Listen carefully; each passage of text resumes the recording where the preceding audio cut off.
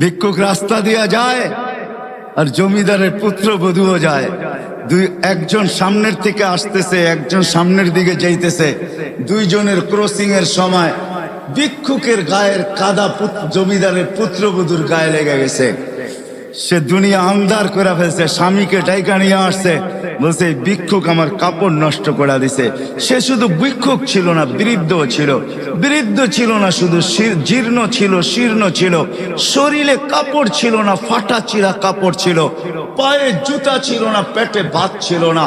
জমিদারের পুত্র সইতে পারে নাই, যৌবনী শক্তি সয়তো সয় কি কইরা তার স্ত্রীর গায়ে ভিক্ষুকের কাদা, বস সমগ্র শক্তিকে হাতে জমা করা একত্র করা বৃদ্ধের গালে বসায় দিছে। বৃদ্ধ কিচ্ছু বলে নাই, শুধু উপরের দিকে তাকায় দুই তিনটা শব্দ উচ্চারণ করছেন। শব্দগুলা হলো ইয়া মাল্লা তারা হলো ওয়ুন, ও আল্লাহ চোখে দেখা যায় না, ও তারা কুল্লা শাই, তুই সব দেখিস, ফারা তারা মা বি, তুই কি দেখিস না আমার সাথে কি ঘটতেছে, এটা কি দেখিস না? বলতে দেরি যুবক, মরতে দেরি হয় না। জমিদার চলে আসছে, প্রতিশোধ নিবে। বৃদ্ধের একদিকে মুস্কি হাসি, একদিকে বলতেছে প্রেমের খেলা এমনই হয়। জিজ্ঞাসা করছে কিসের প্রেমের খেলা রে? বলছে ওর প্রেমিকার গায়ে আমার কাদা লাগছে, পায়ের কাদা লাগছে, ও সইতে পারে নাই, যৌবনী শক্তি দিয়ে আমার বৃদ্ধ গালে বসায় দিছে। আমাকেও একজন ভালোবাসে, সেও সইতে পারে না, সেও সইতে পারে না, ও তো থাপ্পড় দিয়া খেলতো, সে জান নিয়ে নিছে, জান। যারাই আমরা অস্তিত্ব লাভ করছি বা যাদেরই আমাদের বর্তমানে আমরা উপস্থিত বা অস্তিত্ব আছে, এবং অস্তিত্বের সাথে যত জিনিস সংযুক্ত আছে, অস্তিত্বের সাথে প্রত্যেক মানুষের কিছু না কিছু সংযুক্ত আছে। হায়াত আছে, আমার দেহটা আছে, আবার কমবেশি মালও সবার আছে। এরকম শত সম্পর্ক আছে। যা কিছু আল্লাহ আমাদেরকে দিয়েছেন, সর্বকিছুর উদ্দেশ্য হলো যে প্রত্যেকে যেন আল্লাহকে রাজি করে। আমার কথা কিন্তু এরকমই হবে। সুর আমার কাছে নাই, কোত্থেকে দিব আপনাকে? কথা কাটা কাটাই হবে। আস্তে আস্তে ভলিউম বাড়বে।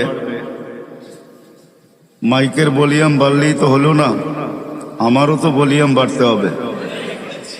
আপনি মাইকের ভলিউম বাড়ায় দিলেন, আমার ভলিউম বাড়লো না, তাহলে তো আর আওয়াজ বাহির হবে না, ঠিক না?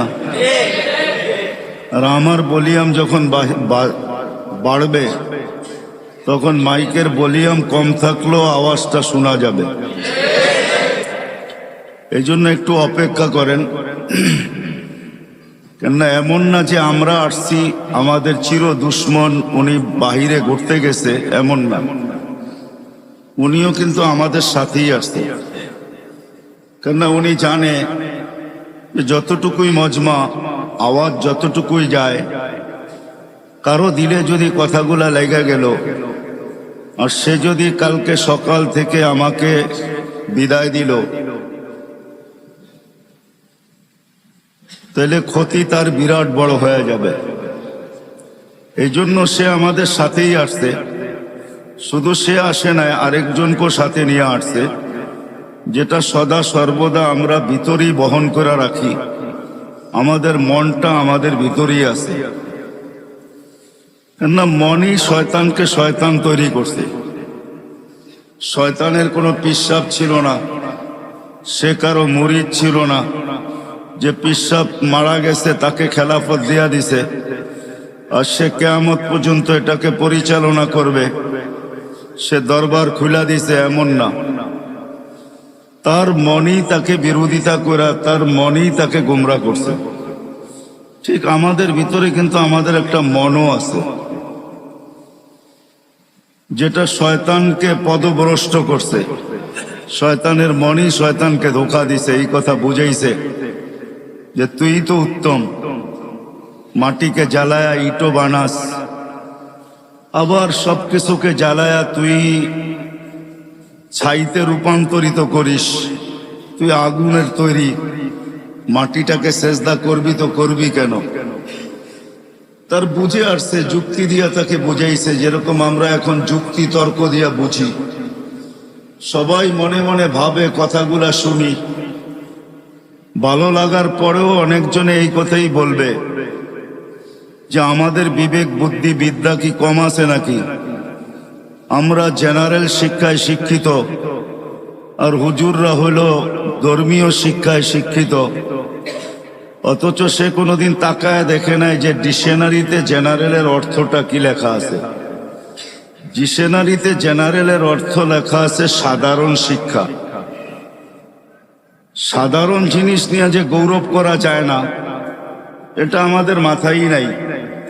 বিদায় আমরা বইলা বেড়াই আমরা কি শিক্ষিত কম নাকি?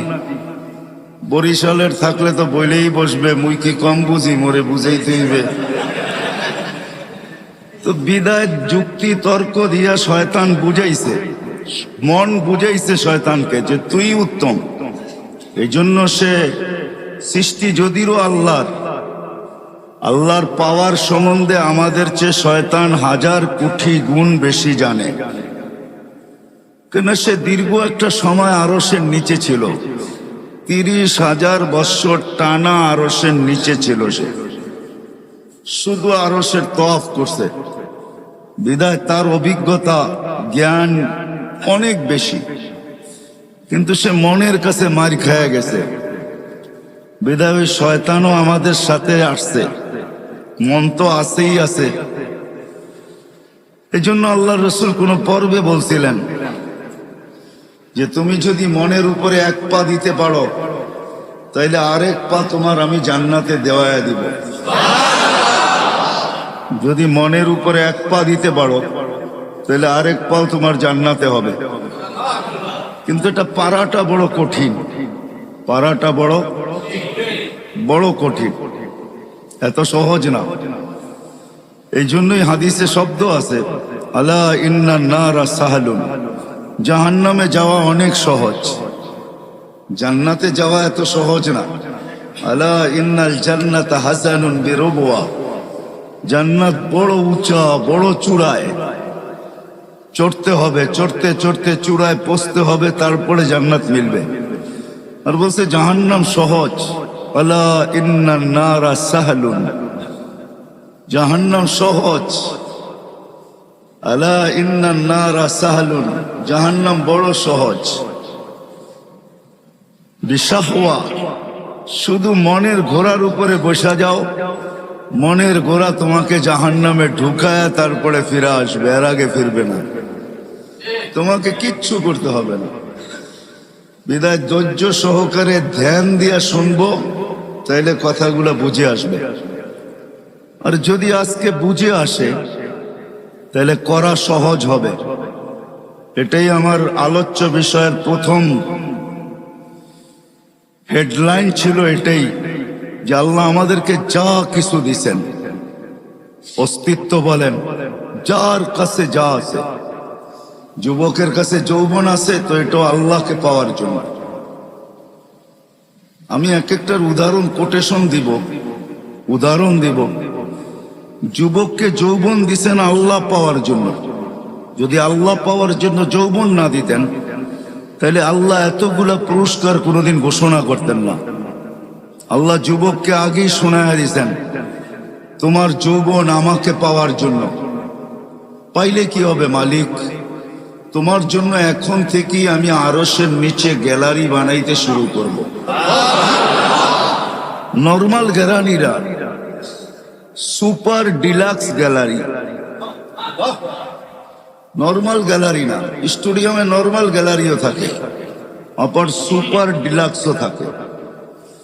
সুপার ডিলাক্স যেটা হয়, ওটার ভিতরে চেয়ারও আলাদা, এসিও লাগানো থাকে, দেখতে অসুবিধা হইলে প্রজেক্টরও থাকে।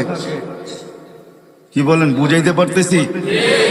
দেখতে যদি কোনো যুবকের অসুবিধা হয় তো প্রজেক্টর থাকে। আবার ওটার ভিতরে খাওয়া দাওয়াও থাকে। একটু পর পর জিজ্ঞাসা করে চা খাবেন, একটু পর পর জিজ্ঞাসা করে পানি লাগবে, কেননা খাদেম থাকে তো, কেননা সুপার ডিলাক্স ওরকম